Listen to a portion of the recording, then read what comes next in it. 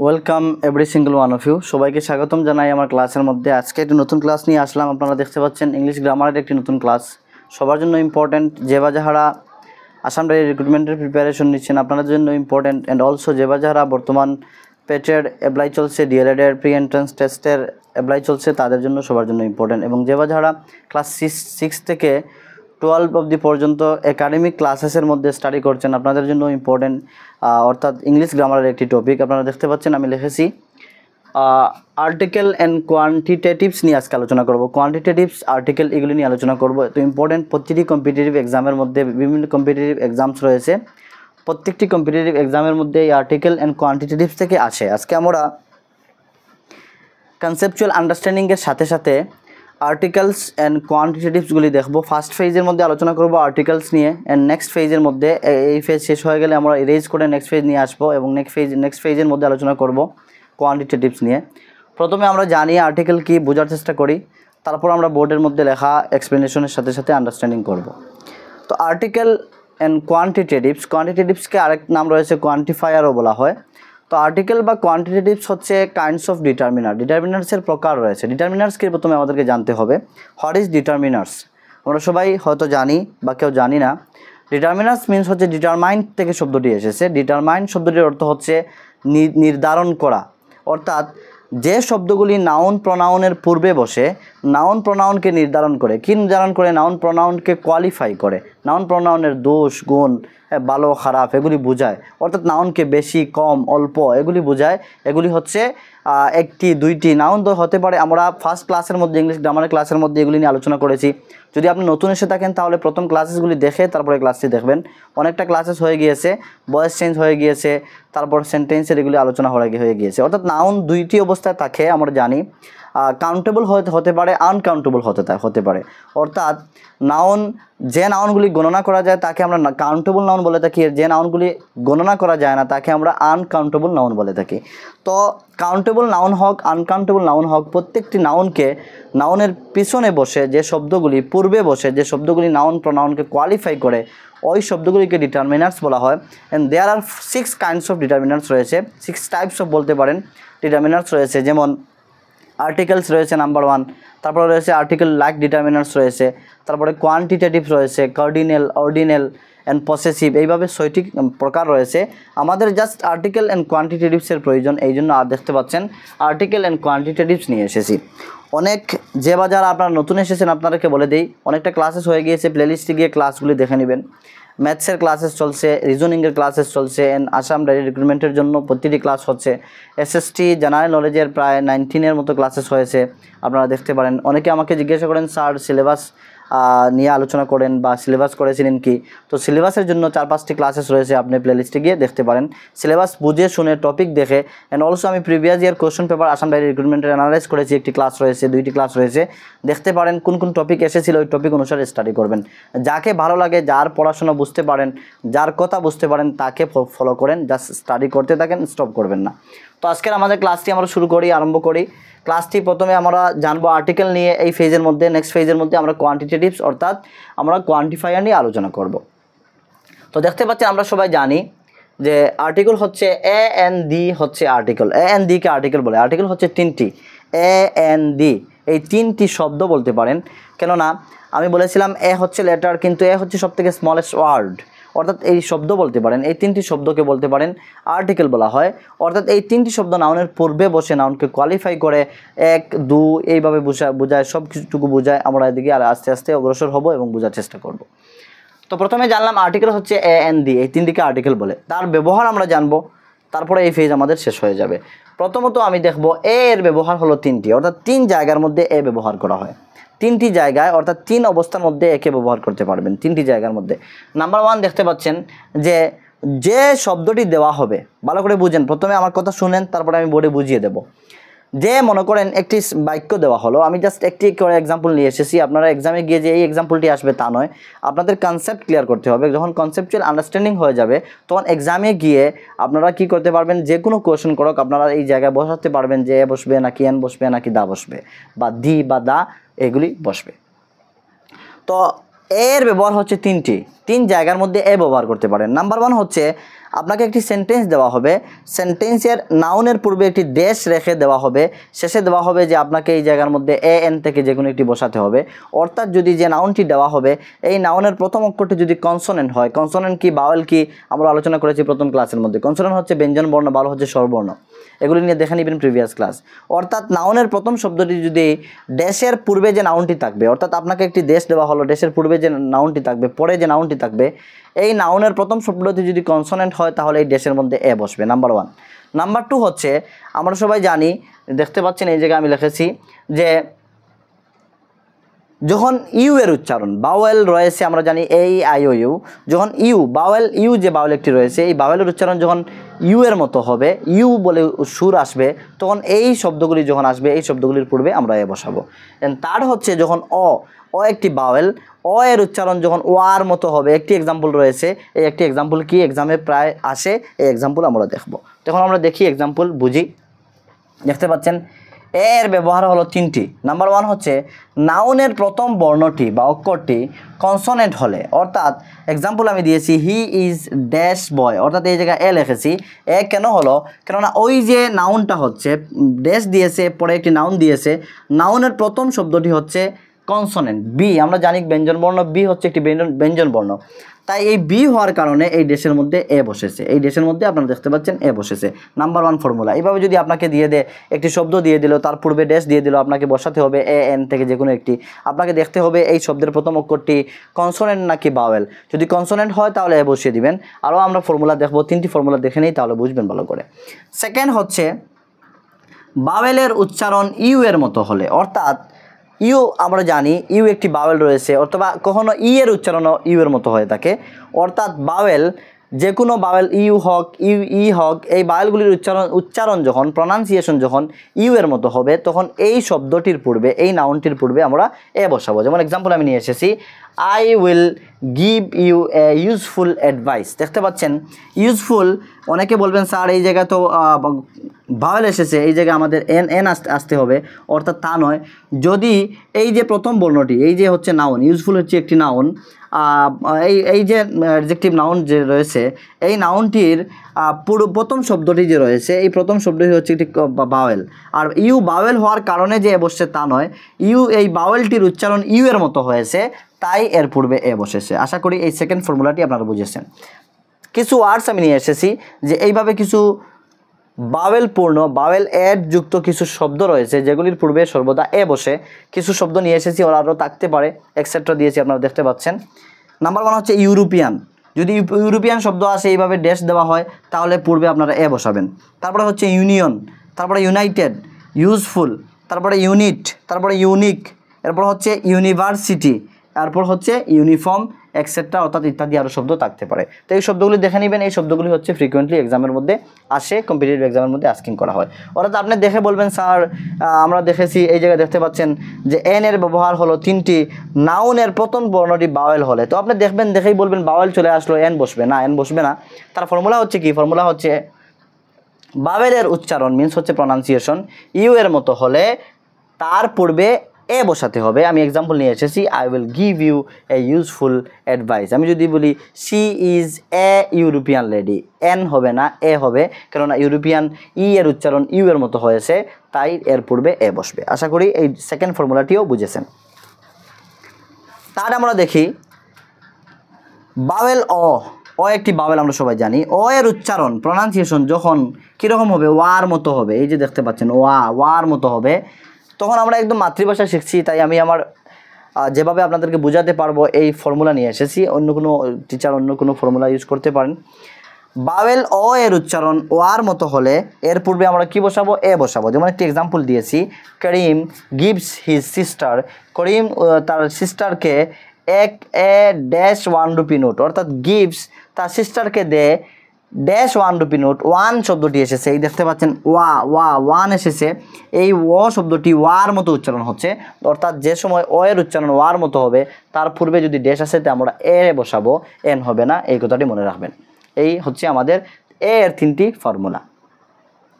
তারপরে আমরা দেখি এন এর ফর্মুলা কয়টি রয়েছে। সেম এন এরও ব্যবহার হলো 3টি। এনও 3 জায়গার মধ্যে ব্যবহার করা হয়, 3 অবস্থার মধ্যে এনকে ব্যবহার করতে পারবেন।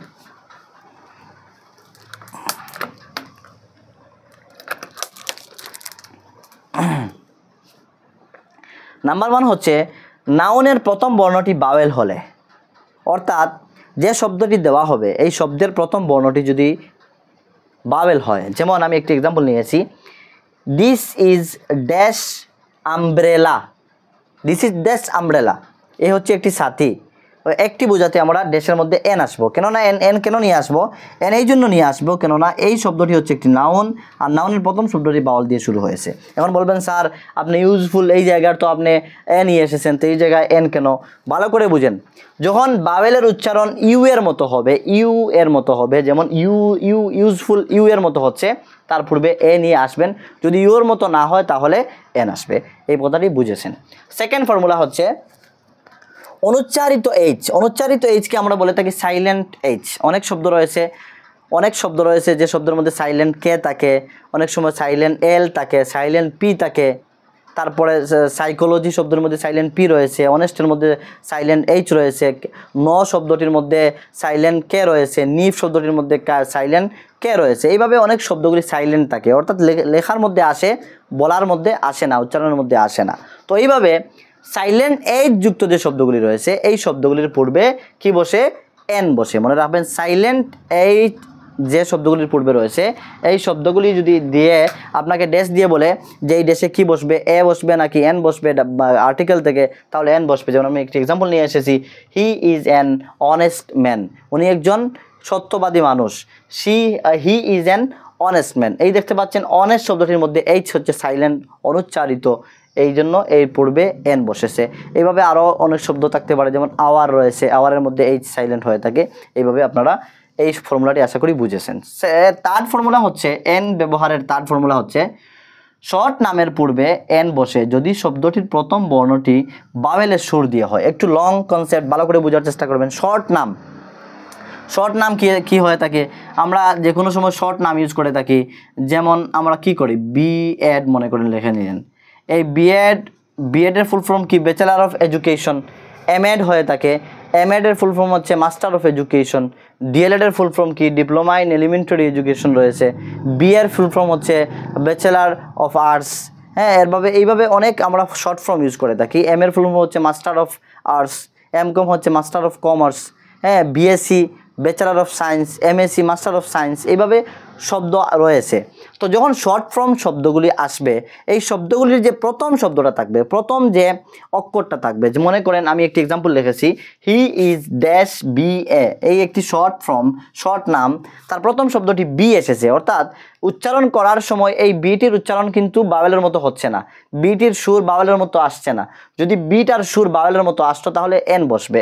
অর্থাৎ পরবর্তী আমি লিখেছি but his wife is an M A. M A কেন বললাম? এম বলতে আমাদের এ থেকে এম শুরু হয়, এম তার সুরটি এম হচ্ছে এর সুর দিয়ে শুরু হয়, অর্থাৎ এই সুর দিয়ে শুরু হওয়ার কারণে এইভাবে শর্ট ফর্মের পূর্বে আপনারা এন বসাবেন। আবারও বলে দিচ্ছি, শর্ট নামের পূর্বে এন তখন বসাবেন যখন শর্ট নামের প্রথম যে বর্ণটি থাকবে, প্রথম অক্ষরটি থাকবে, এই অক্ষরটি উচ্চারণ করার সময় সুরটি যদি বাওয়েলের সুর থেকে শুরু হয় তাহলে তার পূর্বে আপনারা এন বসাবেন। আশা করি এই এ এন বুঝে গিয়েছেন। এখন আমরা দা থেকে দেখব, বা দা বা দি কখনো বলা হয়, তা যদি বাওয়েলের পূর্বে দাকে ইউজ করতে হয় তখন আমরা দি বলে থাকি, এবং কনসোনেন্টের পূর্বে ইউজ করলে দা বলে থাকি। তাকে ছোটোমোটো একটি কনসেপ্ট মনে রাখবেন। দায়ের ব্যবহার অনেক লিখেছি, অর্থাৎ দা বা দি এই শব্দটির ব্যবহার অনেক বেশি, তার সীমিত নেই, ইনফিনিট বলতে পারেন, অসংখ্য রয়েছে। তার মধ্যে থেকে আমি নিয়ে এসেছি যেগুলি এক্সামের মধ্যে ফ্রিকুয়েন্টলি আসে, অর্থাৎ এগুলি শিখলে আপনার এক্সাম ক্লিয়ার হয়ে যাবে। আপনার মাস্টার হওয়ার প্রয়োজন নাই, আপনার একজন গ্রামারিয়ান হওয়ার প্রয়োজন নেই। আপনার জাস্ট আপনার এক্সামের মধ্যে গিয়ে যাতে আপনি না ফাঁসেন, দা দিয়ে যদি এক্সামের মধ্যে আসে আপনি বসাতে পারেন, এই জন্য দা নিয়ে এসেছি। নাম্বার 1 লিখেছি, দেখতে পাচ্ছেন 5টি লিখেছি, কিন্তু 5টি নয়, এর মধ্যে এই জায়গায় মিনিমাম 10 থেকে 15 ফর্মুলা রয়েছে, বা 10 থেকে 15 জায়গা নিয়ে এসেছি, যেগুলি আমি শর্ট করে 5টি জায়গায় লিখেছি, দেখতে পারবেন আপনারা। ফার্স্ট অফ অল হচ্ছে ডিফিনিট নাউনের পূর্বে দা বসে, অর্থাৎ ডিফিনিট নাউন, যে কোনো একটি নাউনকে যখন আমরা নির্দিষ্ট করে নেব, কিভাবে নির্দিষ্ট করব? যে কোনো নাউন, বাওয়েল যুক্ত হোক, বাওয়েল ছাড়া হোক, কনসোনেন্ট যুক্ত হোক, কনসোনেন্ট, এইভাবে যে কোনো নাউন। যেমন আমি বুঝি, মনে করি দা পেন, এই পেন হচ্ছে একটি নাউন, পেনকে আমি নির্দিষ্ট করে দিলাম, এই পেনটি, you give me the pen, এই পেনটি আমাকে দাও। You give me the pen, এই পেনটি আমাকে দাও, নির্দিষ্ট করে নিলাম। দ্য বিল্ডিং, এই বিল্ডিংটি। যে কোনো একটি নাউনের পূর্বে যখন আপনি নাউনটিকে ডিফিনিট করে নেবেন, নির্দিষ্ট করে নেবেন, তখন আপনার এই নাউনের পূর্বে দা বসাবেন। Number 1 concept. নাম্বার 2 কনসেপ্ট হচ্ছে পুয়ার অ্যান্ড রিচ দুইটি শব্দ রয়েছে। এই পুয়ার অ্যান্ড রিচ দুইটি শব্দের পূর্বে সবসময় দা ব্যবহার করা হয়। দা পুয়ার, দা রিচ, এই শব্দগুলির পূর্বে দা ব্যবহার করা হয়। তারপর তার হচ্ছে single thing in this nature or in the nature or earth. আর্থের মধ্যে যে বস্তুগুলি একা সিঙ্গেল রয়েছে এই বস্তুগুলির পূর্বে দা বসাতে হয়। অর্থাৎ আমি শর্ট ফর্ম লিখে নিয়েছি যে আর্থ মিন্স হচ্ছে পৃথিবী আর নেচার মিন্স হচ্ছে প্রকৃতি। আমরা আমাদের প্রকৃতি বা পৃথিবীর মধ্যে যে বস্তুগুলি সিঙ্গেল অর্থাৎ একা রয়েছে এই বস্তুগুলির পূর্বে দা বসাতে হয়। যেমন একা রয়েছে মুন, আমাদের আর্থের একটি উপগ্রহ, দা মুন হবে। সান সিঙ্গেল রয়েছে, দা সান হবে। তারপর পৃথিবী একটি রয়েছে, দা পৃথিবী হবে। তারপর এইভাবে ডাইরেকশনস রয়েছে, যেমন দা নর্থ, দা সাউথ। এইভাবে যে বস্তুগুলি এক রয়েছে আরও অন্য অসংখ্য শব্দ হতে পারে, অসংখ্য নাউন হতে পারে। আপনার জাস্ট মেন কনসেপ্টটি মনে রাখবেন, পৃথিবীর মধ্যে নেচারের মধ্যে যে শব্দটি, যে নাউনটি একা হবে এই নাউনের পূর্বে আপনারা দা বসাবেন। এরপর হচ্ছে কিছু ওয়ার্ডস নিয়ে এসেছি, অর্থাৎ এগুলি ডাইরেক্টলি আমি আলাদা আলাদা না করে যাতে সময় আমাদের কম লাগে এবং আমাদের স্পেস কম জায়গার মধ্যে কভার হয়ে যায়, তাই একসাথে নিয়ে আসলাম কিছু নাউন লেখে। অর্থাৎ কিছু নাউন রয়েছে যে নাউনগুলির পূর্বে দা বসাতে হয়। নাম্বার 1 হচ্ছে অট্টালিকা। অট্টালিকা মিন্স হচ্ছে বিল্ডিং। বিল্ডিং, বড় বড় বিল্ডিংয়ের পূর্বে আমরা দা বুর্জ খলিফা হবে, এইভাবে দা তাজমহল হবে। এইভাবে বড় বড় অট্টালিকা, বিল্ডিং বা মনুমেন্ট যেগুলি রয়েছে, হিস্টোরিক্যাল প্লেস রয়েছে, এই হিস্টোরিক্যাল প্লেস, মনুমেন্ট, বিল্ডিংয়ের পূর্বে আমরা কী করবো, দা বসাবো, দা বসাতে হবে। সেকেন্ড হচ্ছে প্রসাদ। প্রসাদকে আমরা ইংলিশে বলতে প্লেস, প্যালেস, প্যালেস বলতে প্রসাদ। যে রাজমহল যেগুলি রয়েছে এগুলির পূর্বে দা বসাতে হয়। তারপর হচ্ছে রাজ্য, দা আসাম, দা তামিলনাড়ু, দা কেরালা, এইভাবে রাজ্যের পূর্বে দা বসাতে হয়। তারপর হচ্ছে বন্দর। বন্দরকে আমরা হারবার বলে থাকি, বন্দরকে পোর্টও বলা হয়, কিন্তু গাঁটিকেও পোর্ট বলা হয়। অর্থাৎ পোর্ট বন্দর প্রায় সিমিলার শব্দ, কিন্তু বন্দর একটু বড় হয়, গাঁটি বন্দরের আন্ডারে চলে আসে, এগুলি আলাদা জিনিস। তো বন্দরের পূর্বে দা বসাতে হয়। তারপরে দ্বীপ, দ্বীপ মিন্স হচ্ছে আইল্যান্ড, আইল্যান্ডের পূর্বে আমরা দা বসাবো। তারপরে ঘাটি, ঘাটির পূর্বে দা বসাবো। তারপরে মরুভূমি, মরুভূমি সবাই জানি ডিজার্ট, ডিজার্টের পূর্বে আমরা দা বসাবো। Train, the train. তারপরে বাসের পূর্বে দা হবে, দা ট্রেন, দা বাস, দা প্লেন, দা জাহাজ, এগুলির পূর্বে দা বসাবেন। দা জাহাজ মিন দা শিপ। তারপর হচ্ছে সংবাদপত্র, যে কোনো সংবাদপত্র, নিউজ পেপার। যেমন নিউজ পেপার আমরা পড়েছিলাম দৈনিক প্রসঙ্গ, সাময়িক প্রসঙ্গ, দৈনিক নববার্তা। আমি যখন ছোট্ট ছিলাম তখন দৈনিক নববার্তা সাময়িক প্রসঙ্গ খুব বেশি প্রচলন ছিল। তো দৈনিক নববার্তা, দা তো বলতে পারেন সাময়িক প্রসঙ্গ। এইভাবে নিউজ পেপারের পূর্বে দা বসানো হয়। তারপর হচ্ছে রিলিজিয়াস। রিলিজিয়াসের পূর্বে দা বসানো হয়। যেমন রিলিজিয়াস রয়েছে, ইসলাম ধর্ম রয়েছে, দা ইসলাম বলবেন। সনাতন ধর্মাবলম্বী মানুষ রয়েছেন, দা সনাতনী বলবেন। শিখ ধর্মাবলম্বী রয়েছে, দা শিখ বলবেন। অর্থাৎ শিখ ধর্মাবলম্বী যে রিলিজিয়াস রয়েছে, হিন্দু, দা শিখ, দা খ্রিস্টান, এইভাবে যে ধর্ম রয়েছে তার পূর্বে আপনারা দা বসাবেন। এবং ধর্মগ্রন্থের পূর্বেও দা বসানো হয়। যেমন রিলিজিয়াস বুক আমি লিখেছি, যেমন দা হোলি কোরআন, দা বাইবেল, দা বলতে পারেন আপনি দা গীতা। এইভাবে যে ধর্মগ্রন্থ রয়েছে এই ধর্মগ্রন্থের পূর্বেও দা বসানো হয়। এই হচ্ছে আমাদের দায়ের কনসেপ্ট। আরও একটি কনসেপ্ট রয়েছে যেমন সুপারলেটিভ ডিগ্রি। আমরা ডিগ্রি জানি, ডিগ্রি হচ্ছে পজিটিভ, কম্পারেটিভ অ্যান্ড সুপারলেটিভ। ডিগ্রির হচ্ছে 3টি রূপ হয়। ডিগ্রি হচ্ছে অ্যাডজেক্টিভের ডিগ্রি, অর্থাৎ একজন মানুষের গুণ। অ্যাডজেক্টিভ কি আমরা ফার্স্ট ক্লাসে আলোচনা করেছিলাম। অ্যাডজেক্টিভের কেস এগুলি আলাদা একবারে নিম্নস্তরের ক্লাসে হয়, এগুলি এক্সামে আসে না, কম্পিটিটিভ এক্সামে, তাই এগুলি নিয়ে আলোচনা করবো না। জাস্ট বলে দেই, অ্যাডজেক্টিভ হচ্ছে নাউন প্রোনাউনকে কোয়ালিফাই করে। যে শব্দ নাউন প্রোনাউনের পূর্বে বসে নাউন প্রোনাউনের দুষ্গুণ বোঝায় ওই শব্দকে বলা হয় অ্যাডজেক্টিভ। আর অ্যাডজেক্টিভ হচ্ছে কি মানুষের গুণের পরিমাণ বোঝানো হচ্ছে ডিগ্রি। ডিগ্রি কি, যে একজন মানুষ কতটা ভালো, তাকে প্রথমে পজিটিভলি, যে একজন মানুষ ভালো, মনে করেন গুড বললাম, you R a good boy, তুমি একজন ভালো ছেলে। এই জায়গায় যদি আমি বলি you are better than your brother, তুমি ভালো তোমার ভাই থেকে, অর্থাৎ আমি কম্প্যারিজন করছি, অর্থাৎ তা হচ্ছে কম্পারেটিভ ডিগ্রি। আর যখন আমি তাকে সব থেকে ভালো বানিয়ে দিব, you are the best one in your class, তোমার ক্লাসের মধ্যে তুমি সব থেকে ভালো, তা হচ্ছে superlative degree. You are the best, দেখতে পাচ্ছেন দ্য বেস্ট বলেছি, এই জন্য আমি আরেকটি ফর্মুলা নিয়ে এসেছি যে সুপারলেটিভ ডিগ্রি এর পূর্বে আমরা দা বসিয়ে থাকি। এই হচ্ছে আমাদের আর্টিকেলের টোটাল কনসেপ্ট, অর্থাৎ আমাদের আর্টিকেল 3টি এ এন দি কীভাবে ব্যবহার করা হয়, কোন জায়গায় ব্যবহার করা হয়, কখন ব্যবহার করবেন, তা আমাদের কনসেপ্ট ক্লিয়ার হয়ে গিয়েছে। এখন আমরা কোয়ান্টিটেটিভস দেখব, এই ফেজ ইরেজ করে কোয়ান্টিটেটিভ নিয়ে আসছি।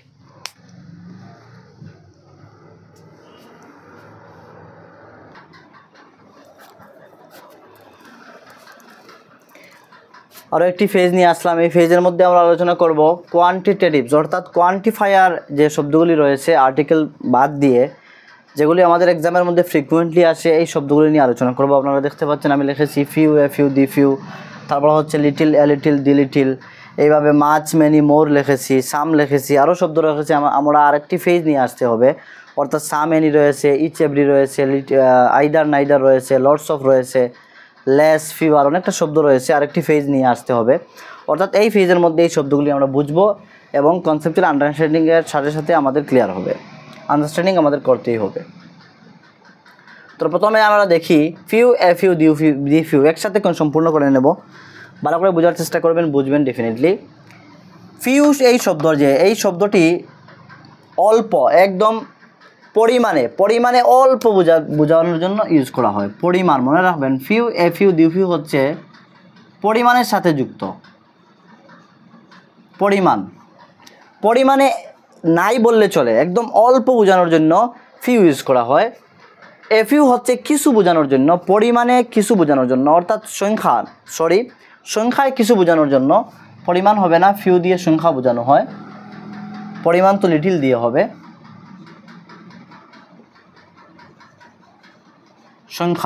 সংখ্যাবাচক শব্দ, অর্থাৎ ফিউ, এ ফিউ, দি ফিউগুলি হচ্ছে সংখ্যাবাচক শব্দ। ফিউ এই শব্দটি অল্প, একবার সংখ্যায় অল্প বললে চলে, এই অল্প বোঝানোর জন্য ফিউ ইউজ করা হয়। তারপরে এ ফিউ ইউজ করা হয় পরিমাণে, সংখ্যায় কিছু বোঝানোর জন্য, মানে কিছু মানুষ, কিছু ব্যক্তি, কিছু থিংস, কিছু বোঝানোর জন্য এ ফিউ ইউজ করা হয়।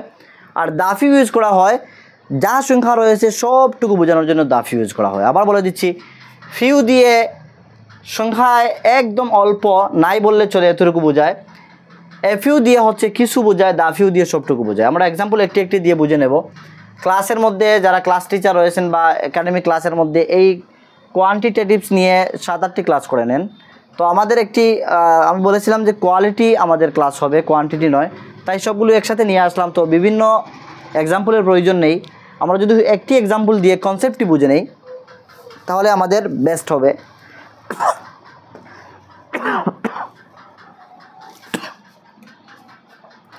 এক্সাম্পলের সাথে সাথে আমরা বুঝবো আর দেখব কিভাবে এক্সামে আসে। যদি আপনারা এইভাবে এক্সামের মধ্যে এক্সাম্পল দিয়ে দেয়, আপনাদেরকে ভালো করে বুঝিয়ে দেয়, ড্যাশের মধ্যে যদি দিয়ে দেয় আপনাকে few, a few, the few থেকে চুজ করতে হবে, তাহলে আপনি দেখবেন এই সেন্টেন্সের মিনিং কী দিচ্ছে, অর্থাৎ সেন্টেন্সের মিনিং কী হচ্ছে। যদি সেন্টেন্সের মিনিংয়ের মধ্যে এই ড্যাশের মধ্যে এমন একটি শব্দ বসাতে হবে যার অর্থ ফিউ, একদম অল্প বোঝাবে, তখন আপনারা ফিউ ইউজ করবেন। যদি কিছু অর্থ দিচ্ছে তাহলে এ ফিউ ইউজ করবেন, আর যদি সবটুকু বোঝায় তাহলে দা ফিউ ইউজ করবেন। কোথায় দা ফিউ ইউজ করবেন আমি বলে দিচ্ছি এক্সাম্পলের সাথে সাথে। তো প্রথমে আমি এক্সাম্পল একটি নিয়ে এসেছি, দেখতে পাচ্ছেন ড্যাশ দিয়েছি, এইভাবে এক্সামের মধ্যে আসবে dash men are free from faults থেকে, ভুল থেকে, ড্যাশ মেন আর ফ্রি, অর্থাৎ কতজন মানুষ ফ্রি হবে, একদম ফিউ নাই বললে চলে, সব মানুষের কোনো না কোনো ভুল রয়েছে, অর্থাৎ ভালো, একদম সব দিক থেকে ভালো ফিউ মানুষ হয়ে থাকেন, তাই আপনারা ফিউ ইউজ করবেন, অর্থাৎ অল্প মানুষ, একদম নাই বললে চলে, এইরকম। এই হচ্ছে previous year question paper class 10, maybe class 10-এর প্রিভিয়াস ইয়ার কোয়েশ্চেন পেপারের একটি এক্সাম্পল। তিনটি হচ্ছে প্রিভিয়াস ইয়ার কোয়েশ্চেন পেপার থেকে নিয়ে এসেছি। তারপরে দেখতে পাচ্ছেন there are dash girls in the class, একদম ক্লাসের মধ্যে বোঝাচ্ছে যে কিছু গার্লস, অর্থাৎ মেয়েরা ক্লাসের মধ্যে রয়েছে, তখন আপনারা কি ইউজ করবেন, এ ফিউ ইউজ করবেন, একদম ইজি।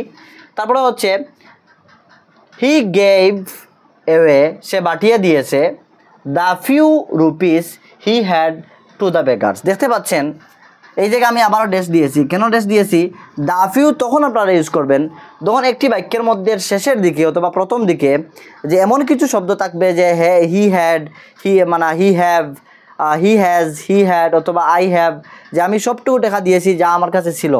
হি হ্যাড মানে তার কাছে যা ছিল, হি হ্যাড তার কাছে ছিল, অর্থাৎ তা বোঝাবে একটি বাক্যে এক্সাম্পলের মধ্যে কি বোঝাবে, যে তার কাছে যা ছিল সব দিয়ে দিয়েছে, তখন আপনারা কি ইউজ করবেন, দা ফিউ ইউজ করবেন, পরিমাণবাচক শব্দ হিসাবে দা ফিউ ইউজ করবেন। যেমন আমি আবার এক্সাম্পলটি বুঝিয়ে দিচ্ছি, হি গেভ অ্যাওয়ে, সে পাঠিয়ে দিয়েছিল বলতে পারেন বা দিয়েছিল, দ্য ফিউ, যতটুকু তার কাছে ছিল, রুপিস, টাকা, যত টাকা ছিল, হি হ্যাড, তার কাছে ছিল, টু দ্য বেগার্স, যারা ভিক্ষা করে তাদেরকে। তারপরে আমরা দেখবো little a little the little. Little a little the little হচ্ছে পরিমাণবাচক। Little a little the little হচ্ছে পরিমাণবাচক। এই শব্দগুলি পরিমাণবাচক শব্দের পূর্বে বসানো হয়। সেম এ ফিউ দি ফিউর মতো ইউজ। লিটিল হচ্ছে পরিমাণে অল্প বোঝায়, এ লিটিল হচ্ছে পরিমাণে কিছু বোঝায়, দ্য লিটিল হচ্ছে পরিমাণে সবটুকু বোঝায়। আমরা এক্সাম্পল দেখি কি, এ বিজি পারসন, আমার মতো একজন বিজি পারসন যদি হয় তাহলে a busy person has little time to spare. আমি ওয়েস্ট না দিয়ে স্পেয়ার নিয়ে আসলাম। স্পেয়ার মিন্স নষ্ট করা, টাইম নষ্ট করা। একজন বিজি মানুষের হাতে একদম অল্প, নাই বললে চলে সময় তাকে তা ওয়েস্ট করার জন্য, অর্থাৎ নষ্ট করার জন্য। অর্থাৎ যারা বিজি থাকে কোনো না কোনো কাজ নিয়ে, পেশা নিয়ে, তাদের সবটুকু সময় কোনো একটি কাজও লাগিয়ে যায়। তখন আমি বলছি এক্সাম্পলটি হচ্ছে এ বিজি পারসন হ্যাজ, মনে করেন ড্যাশ দিয়ে দিল, আপনি কি বসাবেন? A busy person has little time to spare. অর্থাৎ বোঝা যাচ্ছে একজন বিজি মানুষের, বিজি বলছেই বিজি, তাহলে এই মানুষের হাতে কোনো টাইম থাকবে না, তখন সে যে টাইম নষ্ট করবে তাহলে হবে লিটিল। তারপর হচ্ছে give me a little time to finish the work. এই জায়গায় দেখা যাচ্ছে যে আমাকে একদম নাই বললে সময় দেন, আমি কি করব? আমার হোমওয়ার্ক ফিনিশ করব, শেষ করব। তো এই জায়গায় ফিউ লিটিল হবে না, অর্থাৎ এ লিটিল হবে। কেননা কিছু একটা, আমরা কাউকে যদি আমাকে কিছু সময় দাও, কিছু সময় দাও, বাস্তবের সাথে আমরা যদি অ্যাডজাস্ট করে শিখি তাহলে ইজি হয়ে যাবে। অর্থাৎ আমরা কাউকে বলি না আমাকে কিছু সময় দাও, আমি তোমার দাঁড়টুকু দিয়ে দেবো, অর্থাৎ তোমার কাছ থেকে যে আমি দাঁড় করেছিলাম তা দিয়ে দেবো, কিছু সময় দাও। তো কিছুকে আমরা এ লিটিল বলে থাকি, আর সময় হচ্ছে পরিমাণবাচক, তাই আমরা এ লিটিল ইউজ করবো। তারপরে হচ্ছে ইউজ দ্য লিটিল টাইম। দেখতে পাচ্ছেন এই জায়গায় ইউ হ্যাভ শব্দটি এসেছে। বারবার আমি বুঝিয়ে দিচ্ছি আপনাদেরকে যে ইউজ ব্যবহার করো, দ্য লিটিল টাইম, যতটুকু টাইমস তোমার হাতে রয়েছে, ইউ হ্যাভ তোমার কাছে রয়েছে, ফর ইউর স্টাডি, তোমার পড়াশোনার জন্য। তোমার হাতে যতটুকু সময় রয়েছে তুমি তোমার পড়ার জন্য ততটুকু সময় কী করো? ইউজ করো, ব্যবহার করো। দেখতে পাচ্ছেন এই শেষে ইউ হ্যাভ এসেছে, এই জন্য আমি দ্য লিটিল বসিয়েছি।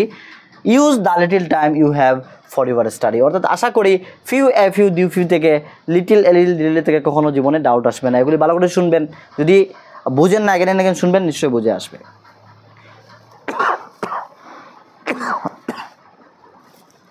তারপর আমরা দেখব মাছ। মাছের দুই জায়গার মধ্যে ব্যবহার করা হয়, এই জন্য মাছকে আমরা দুইটি এক্সাম্পল নিয়ে আসলাম। সেম মেনি এক জায়গার মধ্যে ব্যবহার করা হয়, কিন্তু মেনির একটু কনসেপ্ট রয়েছে, তাই ডাইরেক্টলি এক্সাম্পল না দিয়ে কনসেপ্টটি লিখে নিলাম, যাতে আপনারা নোটস করতে পারেন। যে বা যারা একাডেমিক পড়ছেন তা আপনাদের তো ক্লাস 12 অবধি পর্যন্ত কাজে আসবে, আর যে বা যারা জব ফিল্ডে রয়েছেন, কম্পিটিটিভ এক্সামের মধ্যে রয়েছেন, আপনাদের যে কম্পিটিটিভ এক্সামে কাজে আসবেই। প্রতিটি কম্পিটিটিভ এক্সামে আর্টিকেল এই কোয়ান্টিফায়ার বা কোয়ান্টিটেটিভস থেকে এক্সামে আসে। তো মাছ দেখতে পাচ্ছেন, মাছ আমরা সবাই অনেক বেশি বোঝানোর জন্য মাছ ইউজ করে থাকি। মাছ কিন্তু দুই জায়গার মধ্যে ব্যবহার করা হয়, আমরা অনেকে হয়তো নাও জানতে পারি। নাম্বার 1 হচ্ছে পরিমাণে বেশি বোঝানোর জন্য আনকাউন্টেবল নাউনের পূর্বে মাছ বসে। আনকাউন্টেবল, কাউন্টেবল কি?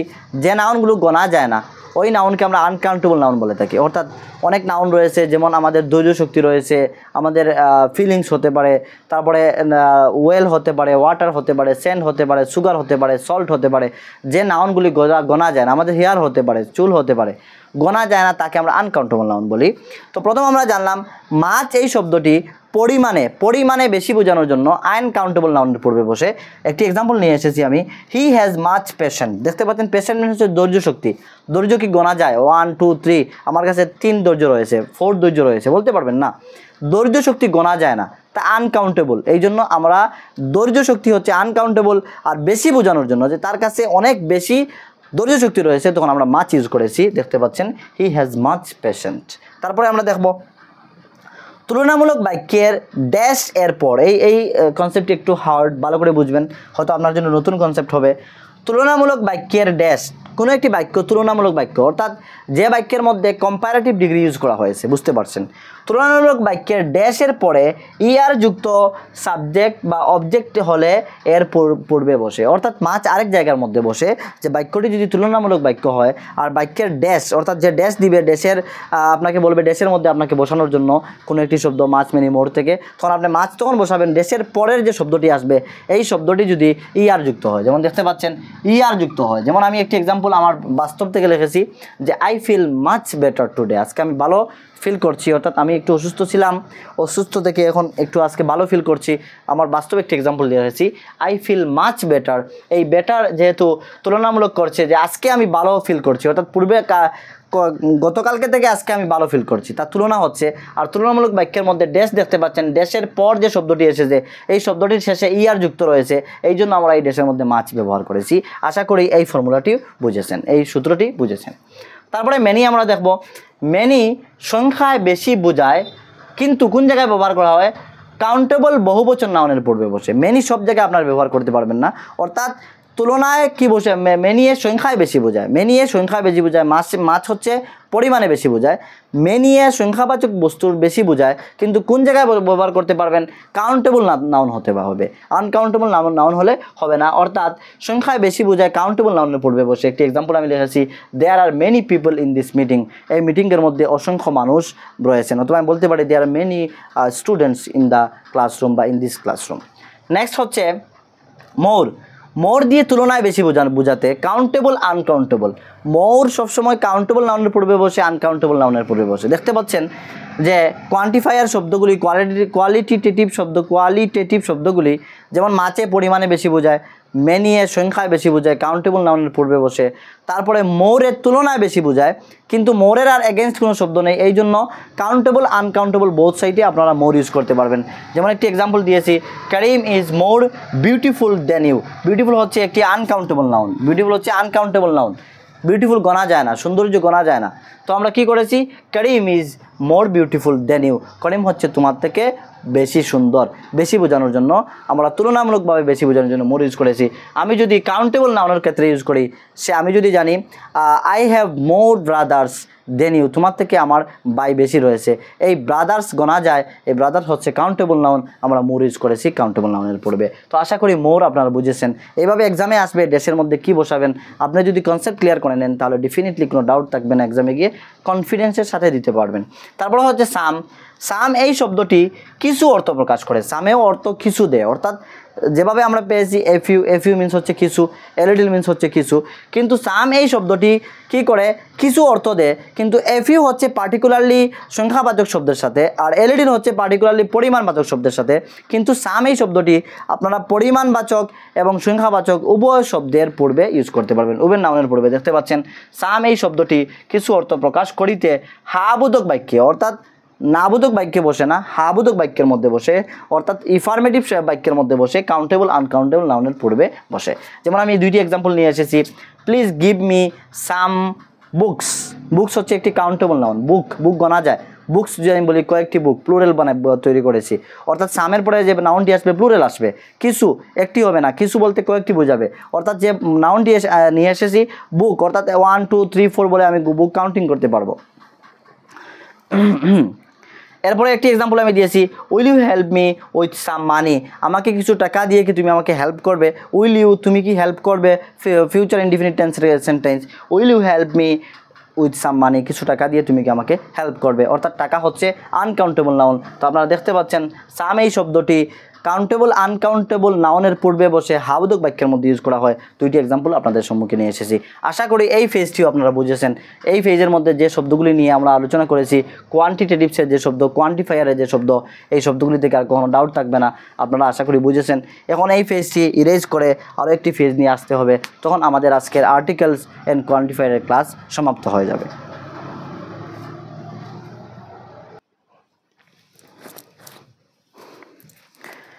আরও একটি ফেজ নিয়ে আসলাম আপনাদের সম্মুখে। এই ফেজটি কমপ্লিট হয়ে গেলে আমাদের আর্টিকেল অ্যান্ড কোয়ান্টিটেটিভসের ক্লাস সম্পূর্ণ হয়ে যাবে, অর্থাৎ আমরা আন্ডারস্ট্যান্ডিং, কনসেপচুয়াল আন্ডারস্ট্যান্ডিংয়ের সাথে সাথে একটি চ্যাপ্টার, বলতে পারেন দুইটি চ্যাপ্টার, আর্টিকেলের একটি চ্যাপ্টার রয়েছে, কোয়ান্টিটেটিভসের একটি চ্যাপ্টার রয়েছে, একই ক্লাসের মধ্যে দুইটি চ্যাপ্টার আমাদের কভার হয়ে যাবে। তো আমরা এই ফেজের মধ্যে কিছু শব্দ দেখব যেগুলি কোয়ান্টিটেটিভস থেকে আসে, এই শব্দগুলি দেখব ইউজ কীভাবে হয়। নাম্বার 1 হচ্ছে এনি। এনি এই শব্দটি আমি লিখেছি, দেখতে পাচ্ছেন। এনি এই শব্দটি কোনো বা যে কোনো, কোনো বা যে কোনো, ভালো করে বুঝেন, এগুলি অনেক রিসার্চ করে আপনাদের জন্য নিয়ে এসেছি। কোনো বা যে কোনো অর্থ প্রকাশ করে। এনি এই শব্দটি কোনো অথবা যে কোনো এই দুই ধরনের অর্থ প্রকাশ করে, অর্থ দিয়ে থাকে, এবং প্রশ্নবোধক নাবোধক, প্রশ্নবোধক বাক্যের মধ্যে বসে এবং নাবোধক বাক্যের মধ্যে বসে, কাউন্টেবল আনকাউন্টেবল, কাউন্টেবল হতে পারে, আনকাউন্টেবল হতে পারে নাউনের পূর্বে বসে। অর্থাৎ এনি এই শব্দটি কি করে, কোনো যে কোনো অর্থ প্রকাশ করে এবং প্রশ্নবোধক নাবোধক বাক্যের মধ্যে কাউন্টেবল আনকাউন্টেবল নাউনের পূর্বে বসে। দুইটি এক্সাম্পল নিয়ে এসেছি, দেখতে পাচ্ছেন আপনারা। হি ডিড নট, দেখতে পাচ্ছেন এই হচ্ছে নেগেটিভ একটি বাক্য, নাবোধক নেগেটিভ একটি বাক্য। He did not buy any books today, he did not buy any books today, সে আজকে সে কোনো বুক বাই করেনি, অর্থাৎ পাস্ট ইনডিফিনিট টেন্সের একটি sentence. He did not buy any books today, দেখতে পাচ্ছেন এই বুক হচ্ছে কাউন্টেবল নাউনের পূর্বে বসেছে এনি।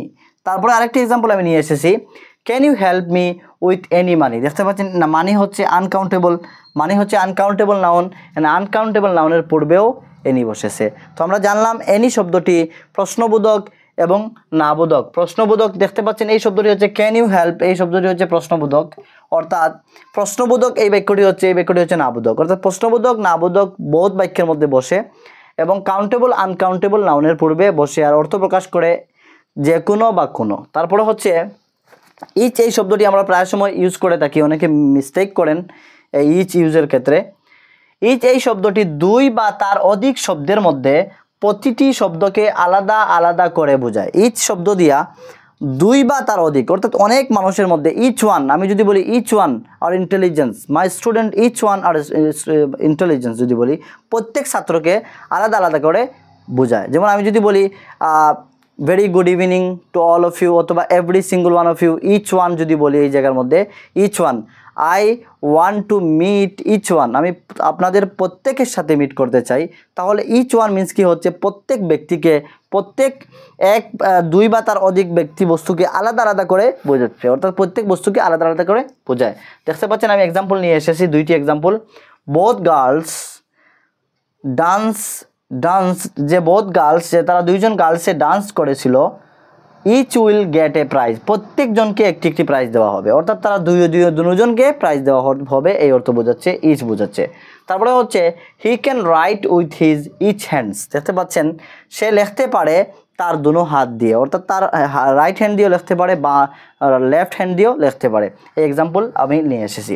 তারপরে দেখতে পাচ্ছেন এভরি এই শব্দটি দুই বা তার অধিক বোঝাতে সংখ্যাবাচক অ্যাডজেক্টিভ হিসেবে ব্যবহার করা হয়। এভরি দিয়ে দুই থেকে তার অধিক বোঝানোর জন্য বোঝানো হয়। যেমন আমি কখনো বলি every single one of you, এইভাবে ইউজ করে থাকি, অথবা এভরি ওয়ান বলতে পারেন। কিন্তু মনে রাখবেন এই ইচ অ্যান্ড এভরি এই দুইটি শব্দের পরে যে নাউনটি আসে, এই নাউনটি সবসময় সিঙ্গুলার হয়, মনে রাখবেন এই কথাটি। ইচ অ্যান্ড এভরি এই নাউনের পরে যে শব্দটি আসে, each or every, each hands, হ্যাঁ, ইচ অ্যান্ড এভরির পরে ইচ ওয়ান হবে, ইচ ওয়ান্স হবে না, এভরি ওয়ান হবে, এভরি ওয়ান্স হবে না, এই দুইটি কথা মনে রাখবেন। আমি একটা এক্সাম্পল নিয়ে এসেছি, যেমন every citizen love his country, প্রত্যেক সিটিজেন মানুষ সে কী করে তার কান্ট্রিকে ভালোবাসে। তারপর হচ্ছে আইদার দিয়ে আমি নিয়ে এসেছি, আইদার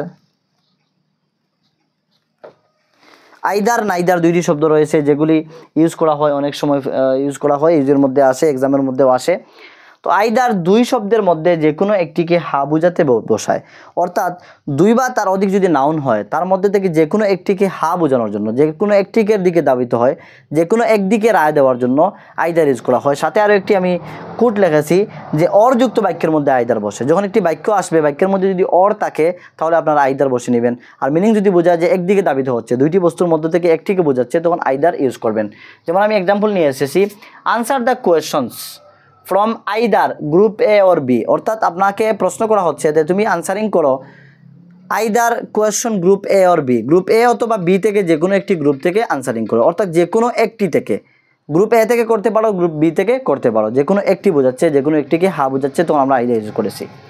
তারপরে নাইদার এই শব্দটি দুইটা ব্যক্তি বা বস্তুর মধ্যে থেকে প্রত্যেকটিকে আলাদা আলাদা করে না করে বোঝায়, অর্থাৎ আমি যদি বলি এক মানুষের কাছে এই মানুষের কাছে সম্পত্তিও নেই, হেলথও নেই, একটি এক্সাম্পল নিয়ে এসেছি, দেখতে পাচ্ছেন। অথবা আমি যদি বলি এই মানুষটার কাছে নলেজও নেই এবং এই মানুষটার কি সৌন্দর্যতাও নেই, বা অনেক কিছু এক্সাম্পল হতে পারে। তো একজন মানুষ বা দুইটি বা তার অধিক দুইটি বস্তুকে একসাথে না করার জন্য আমরা নাইদার ইউজ করে থাকি। যেমন আমি একটা এক্সাম্পল নিয়ে এসেছি, she has neither neither health নর ওয়েলথ, তার কোনো স্বাস্থ্য ভালো নয় এবং তার সম্পত্তিও তেমন নেই। অর্থাৎ একসাথে দুটিকে না বোঝানোর জন্য আমরা নাইদার ইউজ করে থাকি। আরেকটি শব্দ মনে রাখবেন, নরযুক্ত বাক্যের মধ্যে নাইদার আমরা ইউজ করে থাকি। তারপরে লর্ডস অফ হচ্ছে একটি সংখ্যাবাচক শব্দ। সংখ্যায় অনেক বেশি বোঝানোর জন্য আমরা লর্ডস অফ ইউজ করে থাকি। যেমন আমরা প্রায় সময় বলে থাকি লর্ডস অফ থ্যাঙ্কস স্যার, অনেক সময় বলে থাকি লর্ডস অফ থ্যাঙ্কস, অসংখ্য ধন্যবাদ। এই যে অসংখ্য, এই হচ্ছে লর্ডস অফ। এবং বেশিরভাগ ক্ষেত্রে যেমন লাগেজ, ব্যাগেজ, তারপরে থিংস, থ্যাঙ্কস রয়েছে, এই এক্সেট্রা শব্দের পূর্বে লর্ডস অফ আমরা ইউজ করে থাকি। যেমন আমি দুইটি এক্সাম্পল লিখেছি, I have lots of things to do, আমার কাছে অনেক কিছু করার রয়েছে, অনেক কিছু করার আছে। আই হ্যাভ, আমার আছে, লর্ডস অফ থিং, অনেক বস্তু, অনেক কিছু, টু ডু, করার, আমার কাছে অনেক কিছু করার আছে। তারপরে আরেকটি এক্সাম্পল লিখেছি, যেমন lots of thanks to you, অসংখ্য ধন্যবাদ তোমাকে জ্ঞাপন করি, অসংখ্য ধন্যবাদ আপনাদেরকে জ্ঞাপন করি। তারপরে লেস অ্যান্ড ফিউয়ার শব্দটি কীভাবে ইউজ হয়? লেস, ফিউয়ার দুইটি শব্দ একবারে তুলনামূলকভাবে অল্প বোঝানোর জন্য ইউজ করা হয়। লেস কম, ফিউয়ার কম বোঝানো হয়, তুলনায় কম বোঝানোর জন্য ইউজ করা হয়। যেমন এক্সাম্পল আমি নিয়ে এসেছি, হি আর্নস, সে উপার্জন করে, লেস মানি দেন ইউ, তোমার থেকে কম টাকা উপার্জন করে। হি আর্নস, হি তার প্রাথমিক সিঙ্গুলার নাম্বার, এর জন্য আর্নের সাথে এস যুক্ত হয়েছে। He earns less money than you, তোমার থেকে, এই যে তুলনা করছে, অর্থাৎ দেন এসে তুলনা করছে, যে he earns less money than you, সে কি করে, উপার্জন করে তোমার থেকে কম টাকা।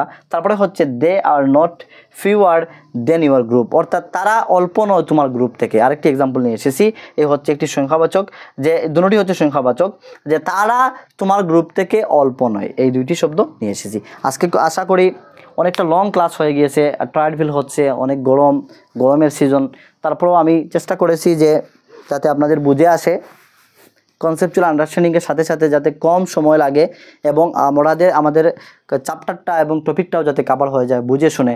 তাই আপনাদের বেশি এক্সাম্পল না দিয়ে, ক্লাস লং না করে, আমি বারবার ক্লাসে বলি যে আমার ক্লাসগুলি আমি চাই যাতে কোয়ালিটিপূর্ণ হয়, কোয়ান্টিটিপূর্ণ নয়। এই জন্য দুইটি চ্যাপ্টার একই ক্লাসের মধ্যে 3টি ফেজ করে কভার করে নিয়েছি। আপনারা ভালো করে দেখবেন, যদি বুঝে না আসে তাহলে এগেইন দেখবেন বুঝে আসবে। এরপরও যদি আপনার কোনো ডাউট থেকে থাকে কমেন্ট ডেফিনেটলি করবেন, আমি কমেন্ট অনুসারে নেক্সট ক্লাসের মধ্যে আলোচনা করব, ডাউট ক্লিয়ার করব। আপনারা যারা নতুন এসেছেন আপনাদেরকে বলে দিই, আপনারা আমার চ্যানেলটি যদি সাবস্ক্রাইব এখনও করেননি, সাবস্ক্রাইব করে রাখবেন, কেননা যখন আমি ক্লাস আপলোড করবো আপনারা সঙ্গে সঙ্গে পেয়ে যাবেন।